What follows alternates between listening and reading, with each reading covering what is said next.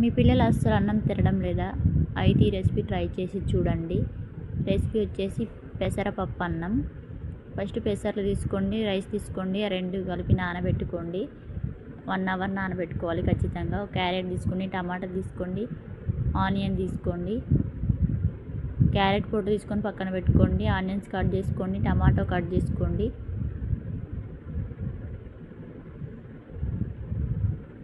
Cut చేసుకొని పక్కన పెట్టుకొని క్యారెట్ తురుముకోండి. ఒక క్యారెట్ మొత్తం తురుముకోండి, బాగా టేస్టీగా ఉంటుంది. తురుముకుందని పక్కన పెట్టుకొని గ్యాస్ స్టవ్ వెలిగించుకొని ప్యాన్ పెట్టుకొని అందులో కొంచెం ఆయిల్ పోసుకోండి. జీలకర్ర వేసుకోండి. జీలకర్ర హీట్ కాగానే ఆనియన్స్ వేసుకోండి. ఆనియన్స్ వేసుకొని కొంచెం పసుపు వేసుకోండి. పసుపు కూడా వేగిపోయిన తర్వాత క్యారెట్ తురుము వేసుకోండి. క్యారెట్ తురుము వేగిపోయిన తర్వాత టమాటా ముక్కలు వేసుకొని బాగా వేపండి. బాగా ఫ్రై చేయండి. బాగా ఫ్రై చేసి అందులో వాటర్ పోయండి.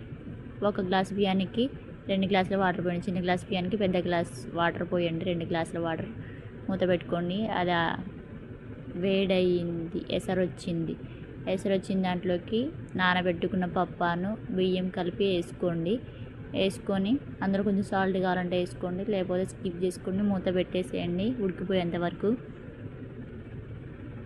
కొంచెం కారం వేసుకోండి.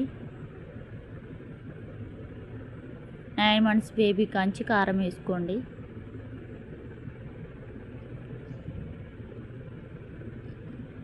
బాగా మెత్తగా ఉడికిపోవాలి. ఎసరు అనేది కొంచెం ఇనికిపోవాలి, కొద్దిగా అంతే ఉండాలి ఎసరు. ఇనికిపోయిన తర్వాత స్టవ్ ఆఫ్ చేసుకోండి. పప్పు గుత్తితో మెత్తగా పేస్ట్ లాగా రుబ్బుకోండి. రుబ్బుకున్న దాంట్లో కొంచెం నెయ్యి వేసుకొని సర్వ్ చేసుకొని బేబీకి తినిపించడమే. Super food.